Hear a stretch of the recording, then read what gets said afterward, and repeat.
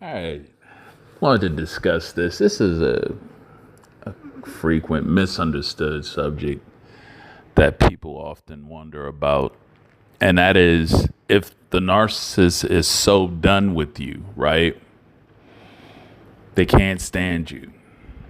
You're not the person that they wanted or it didn't work out, so forth and so on. And they've ridiculed you, they've belittled you. You were inadequate to them. You split, right? There's the discard. Everything is done.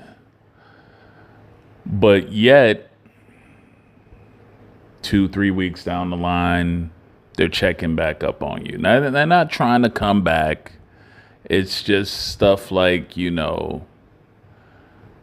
I just wanted to see how you were, or the infamous, my spirit told me to reach out and see if everything was okay with you, or something put it on my mind to check on you because I haven't heard from you and all these things, and I know things didn't end well. When any of these things can come up, right? Why are they still concerned about you if they don't care, if you mean nothing, right? Why does the narcissist still concern themselves about you if that's the case, right? For the most part, the short answer to that is that narcissists, once they've been with you or had partaken a part of you, they still and will always feel that you are accessible to them. They will always feel that you're theirs in some sort of way. And remember that entitlement that we speak about with narcissists, they feel that they are entitled to reach back out to you, to reconnect with you, and so forth. They feel that they should automatically be able to do that, regardless of what they did to you and how you feel about them. They still feel like they should be able to do this to you, to come back to you, to associate with you in some sort of way. They feel entitled to doing that.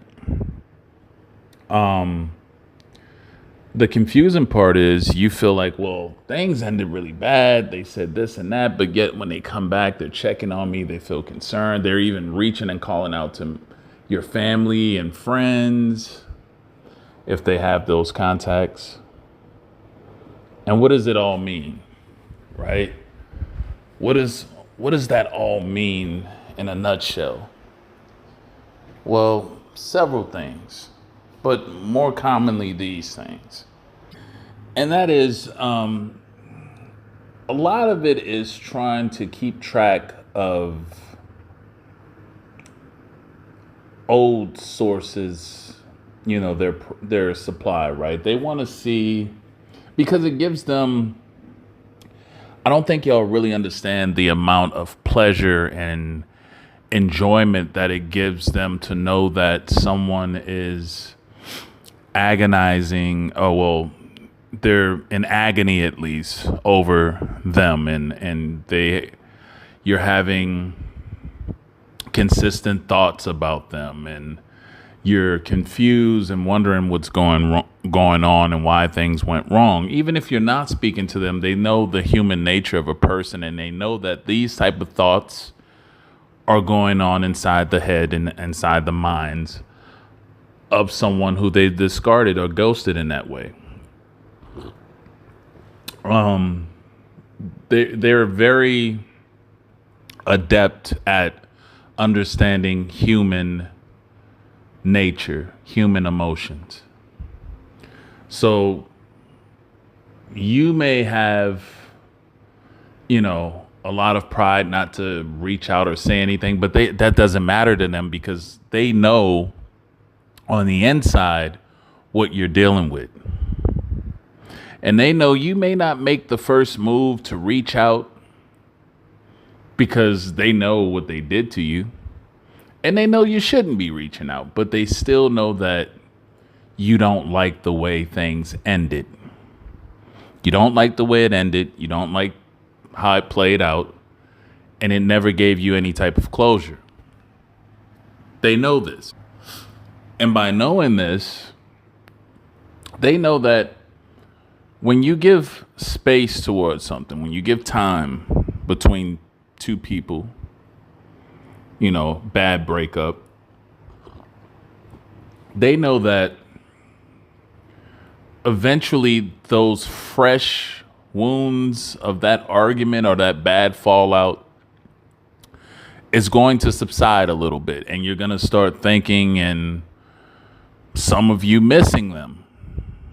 You missed that interaction. Even if it wasn't all the way good, at least you had that type of interaction between you and them. They'll wait, and then they'll reach out just to see. They want to hear the temperament of, they want to hear the tone. They want to see what's going on. Because they can hear in your voice if you're holding back that you really miss them. Like you're not really wanting to say it, but you really do. They could hear that in your voice. Yeah, they can hear that in your voice. Even if you're trying to disguise it, they're very good at picking up on that. That's why the best solution is not to answer. If you're really done, and they know that. They know if you're really done and over with them, and you stand, as they say today, you standing on business. In regards to them, they know that you're not going to even pick up. They know that you're not going to even respond if you are completely done and over and they no longer have any grips on you. Yeah, they know that. They know that they won't be able to get anything out of you if that's the case. And this is a way they can test that by falling back for a while, having their fun, doing their thing, entertaining another source of supply. It makes them feel powerful to be able to have more than one person that cares about them that they're dealing with at the same time. It gives them a very high rush. And this is part of the reason why they don't like just being exclusive to one person. That doesn't make them feel wanted and admired and, all those other things that regulate their emotions. It doesn't do it for them from one person. They need variety. They need more than one. The more the better, because it's confirmation, it's validation towards their self-worth and what they feel about themselves. So, for you to answer them after this long time and even hold a conversation, they're smiling on the other side, on the other line. They're smiling. They're laughing internally because it says to them, I got you. I can come back whenever I want. I can talk to you whenever I want to. No matter what I do, I'll still be able to get in. And they really thrive on that. So this is why when they reach back out, it's just to stroke their ego, really. To hear your voice talking to them again and to hear the willingness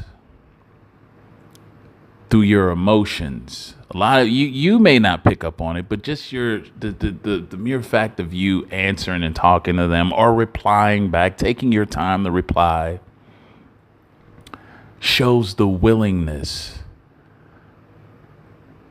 to still want them, is how they take it.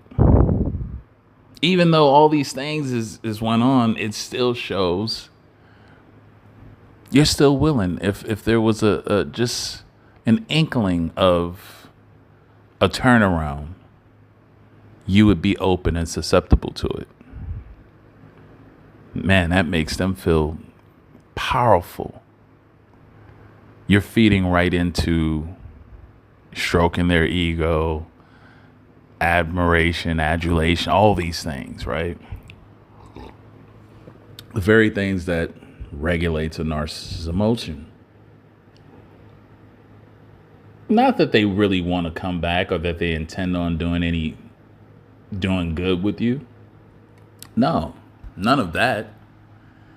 Just the mere fact that you're open to speaking with them again, to conversing with them, to hear an explanation from them. This is why a lot of times they come back with that explanation. That's a test. They want to see, are you going to sit here and listen? Are you going to hear me out all the way? Knowing that they're full of shit, just feeding you a bunch of bull crap. But you actually hear them out and you engage in the conversation. You put your 2 cents in. They can hear in your voice you're still riled up about things. And they're giggling on the inside. Your participation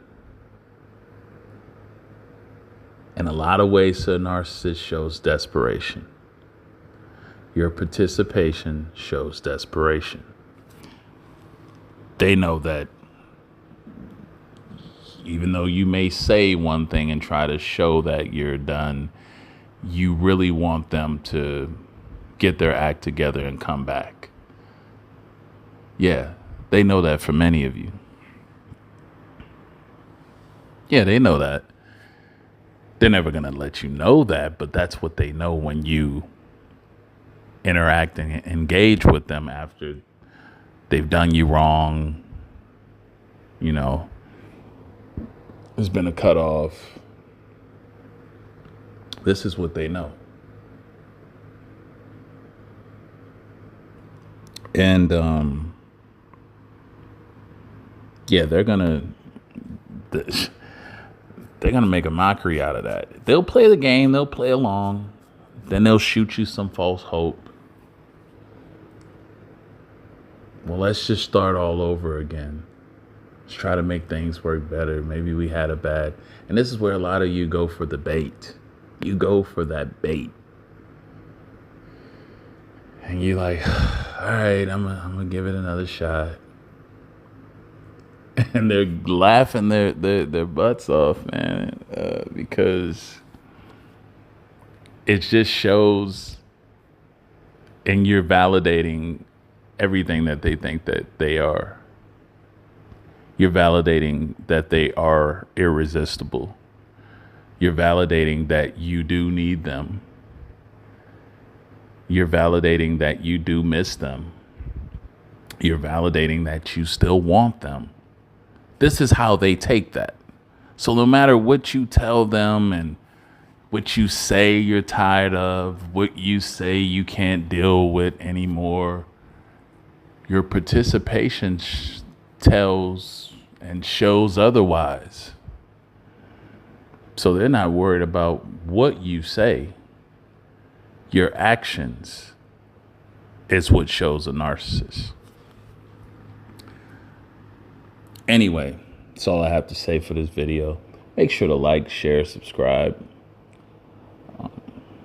And until next time, have a good one.